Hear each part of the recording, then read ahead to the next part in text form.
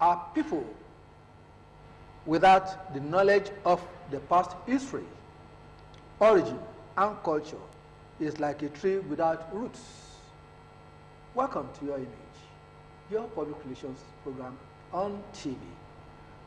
Today, we are going down to the roots. We are going to discover ourselves, and that goes me to inform you that our topic for today is culture and nation building. A lot has been said about peoples of the world, and without being identified, you are not where you are from. We are from Nigeria. So I have as my guest a culture enthusiast and dramatist, a person of Yinka, Saliu, KAREEM. We call him YS KAREEM. You're welcome, sir. Thank you, sir. I also have with me a female. I try to balance. And today I have, what do I call you, a damsel or, okay, a queen, so to say, the person of Mrs. Taiwo Odebiyi. Mrs. Taiwo Odebiyi is the head teacher. Vivianis is a school administrator and the head teacher of Vivianis group of schools. Madam, you're welcome. Thank you, sir. It's nice having you. My pleasure, sir. And I can see you are resplendent in cultural attire. Of course. Nice having you. Thank you. Well, why is KAREEM? So? I learned Ogun State has declared every 3rd of February. 3rd Monday. 3rd in the year as a culture day. Yeah. What does culture entail? Simply, culture is the way of life of a group of people. That's the simplest definition that will let you understand what culture is. Simple? Yeah. A way of life. A way of life. Yeah. But when we want to expand, what are the components of culture? Let us take it like this. Let us first look at the elements. Okay. Just to mention some few. Elements are 5, if I'm not mistaken. You talk about rituals. As if you are going theoretical. Yeah, you talk about rituals, symbols, language, and the values.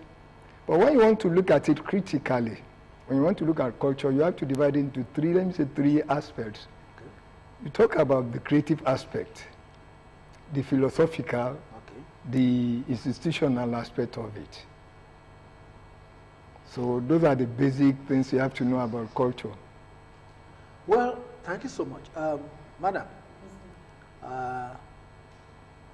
it's so amusing and very interesting having women taking care of our youths, our children. How do you see culture? Thank you, sir. To the learners, culture is the idea, the custom, and the social behavior of a group of people. So to the learners, we have to impact more on our culture because we don't want them to go astray based on the culture. Like today, for the mode of dressing, the way the learners speak, the way they eat, and the way they have been addressed in the society. We just have to let them know that our culture is very, very paramount and important, so it should be taken seriously. If you say culture is very paramount, yes, important, and necessary in an environment, you as Yoruba, how do you see culture?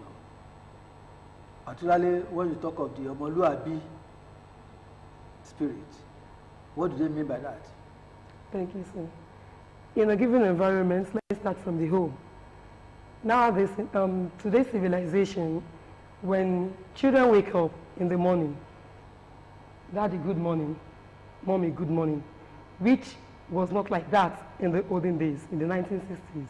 For a female child, you're expected to kneel with your legs to greet your parents. Yes, your 2 legs to greet your parents when you wake up in the morning, while the male learners are expected to prostrate.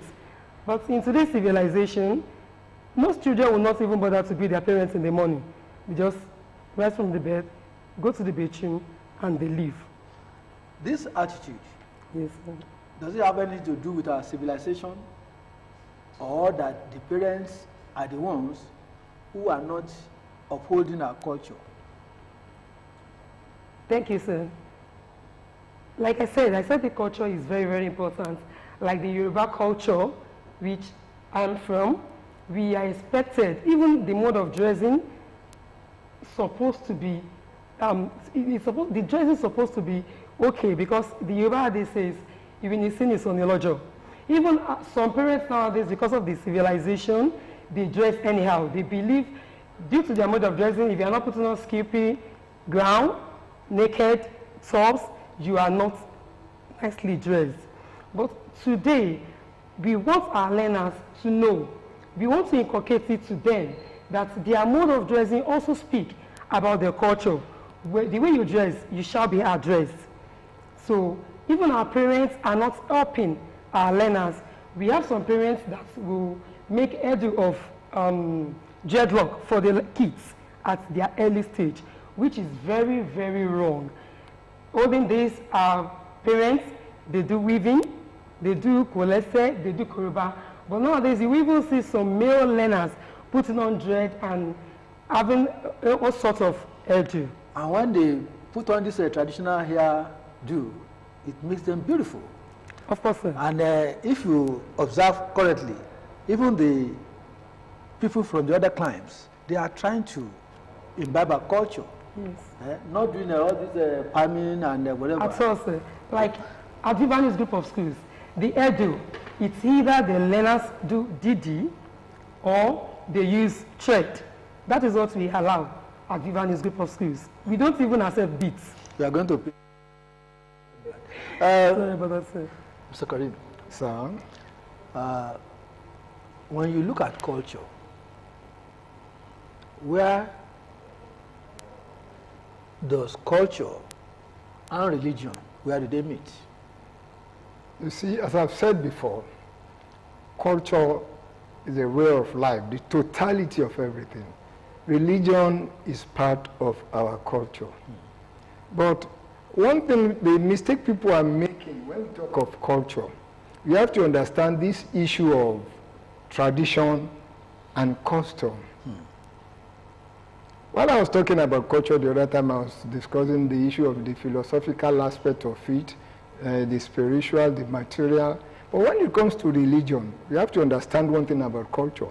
Culture is dynamic. It's not static. When you say it's dynamic, how dynamic? How engrossing or how encompassing is it? You see, we're talking about culture. We want to talk about dynamism of culture. There are some aspects of culture, especially dressing, food, that are the periphery. Songs, you cannot escape it, your language. You easily borrow, you easily borrow other people's languages and they borrow from you. What you eat, you can't just continue to eat the food in your culture. Let us take pizza, for example. Pizza is in Italy, but now through globalization, it's all over the world. But the issue when we are talking about dynamism, you just have to be careful. So also jollof, it's all over the world now. But the issue is this, sir. When we are talking about, I take you back to the issue of religion. When we are talking about dynamism, you have to look at the basic thing, your identity.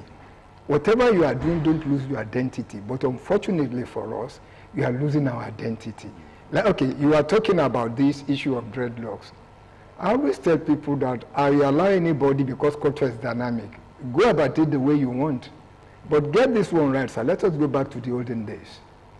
A Yoruba man, if you know, they will normally shave, and women will do all sorts of this, DD, whatever.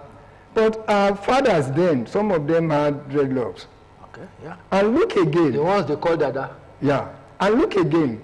Let me say, one man, those you see, when you still go to Ife now, you see some of the palace pages of the Oni. You see their style. But if your son now want to emulate our past, another notion, they shave everything and remain that. You said, what are you doing? You are doing something that is evil. But the problem is this. I was about to ask you whether culture is evil. Excuse me, let me now go back to the issue of religion. When you look at it, you are free to choose your religion. Even if you believe that, look here, I don't want to believe in God, but mark it, in Yoruba culture, in the past, you don't have that one. You are free to choose. It's dynamism of culture. But the problem now is that we are not guiding our identity. Let me move into the issue of dressing. If you go into the Ifa corpus, if I'm not mistaken, maybe Ejiobe. Ejiobe now exposed to us the dressing of women in the beginning. Yoruba women did not cover their breasts in the beginning. But when they started giving men problem, they started to use clothes to cover it. But what is now happening? The things our forefathers were covering in order to protect men, people are now exposing in the name of culture, that because of dynamism of culture. Probably that's why they say culture is, fashion is static. That's it. But you still have to look into, you don't have to lose your identity. You still have to look back into where you are coming from and make sure that you are not swallowed up by the other cultures of the world. Well, thank you very much. Is Odebiyi? Yes, sir. Mr. KAREEM has just touched on the issues of dressing and the like.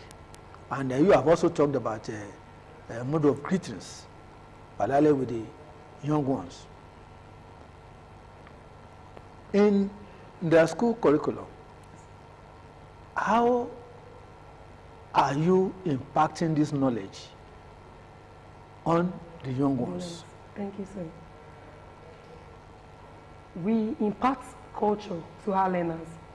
There's this song in Yoruba that says, Kini wo fo le ṣe láyé tí mo wá, Kini wo fo le ṣe láyé tí mo wá, ayé tí mo wá kàkà kí n jalè má kúkú dẹrú, Kini wo fo le ṣe láyé tí mo wá. As the song goes, we do impart, we do remind our learners. It sticks to their memory. They believe they can be anything they want to be tomorrow without stealing. Corruption is everywhere. That's moral education. Yes, sir. Okay. Look at kidnapping.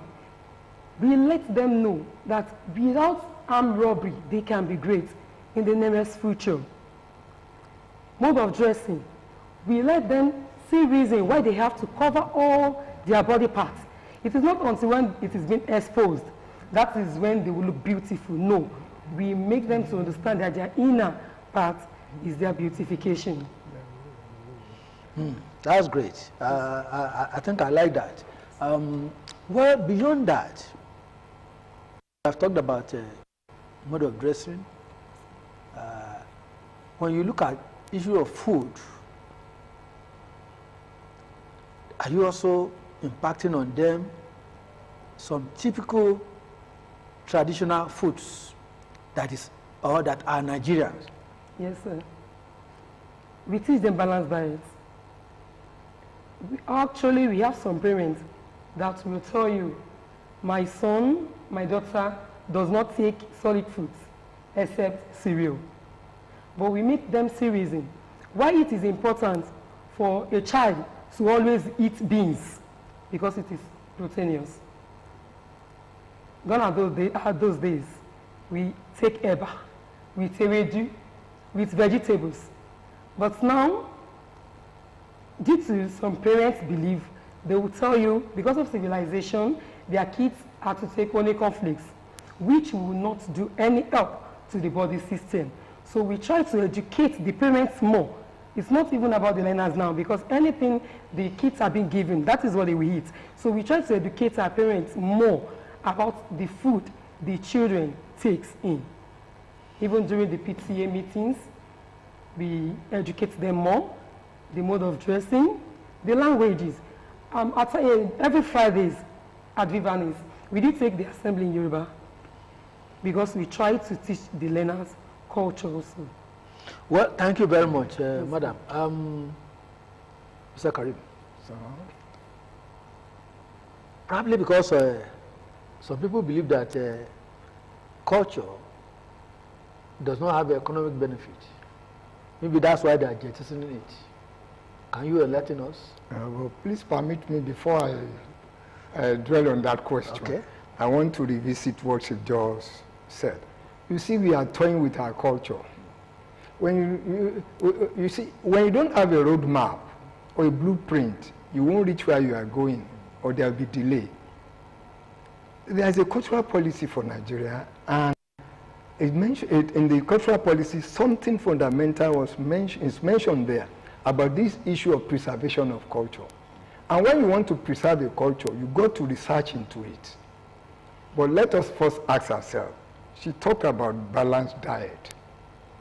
Ask the question, food eating now, how many of them are indigenous to us? Many of the foods were brought through the issue of slavery.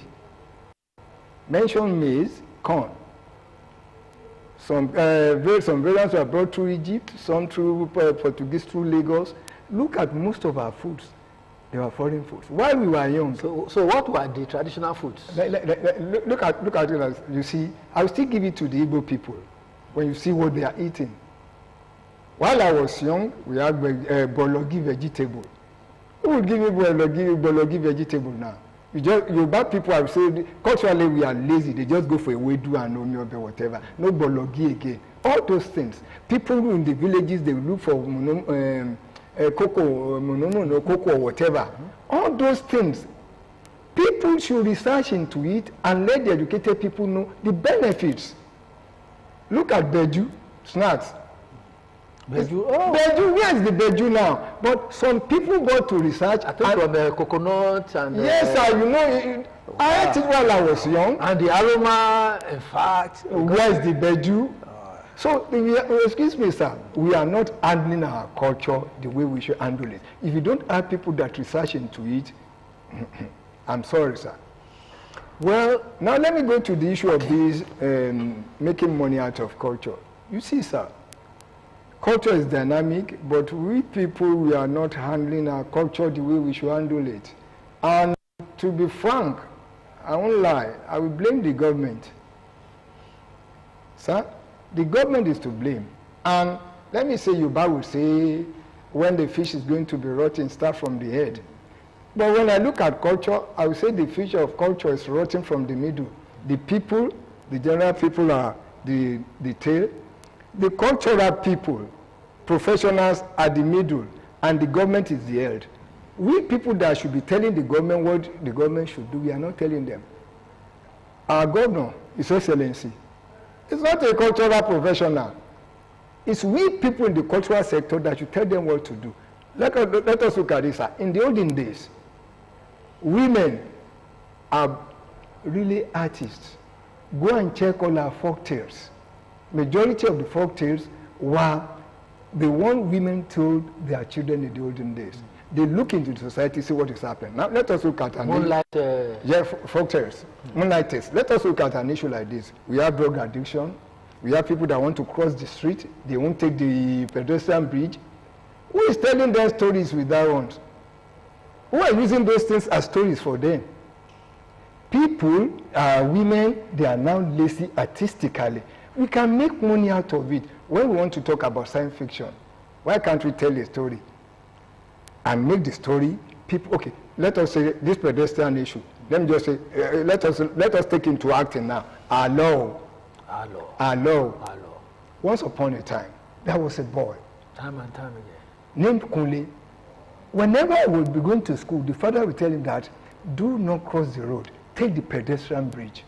But Kunle and his friends will always be crossing the road. One day the father just said that, what I can do for you, I'll do something that whenever you reach that place, the thing will remember you that you should not cross the road, go and take the pedestrian bridge. And the father just took somebody, said that, okay, they put it together and they place it there. And whenever Kunle want to cross, somebody say, tinrin, we say tinrin, sir. Tinrin. Ma koja nbe yen tinrin. Ma koja nbe yen tinrin. Baba so tinrin, ko gbe se tinrin.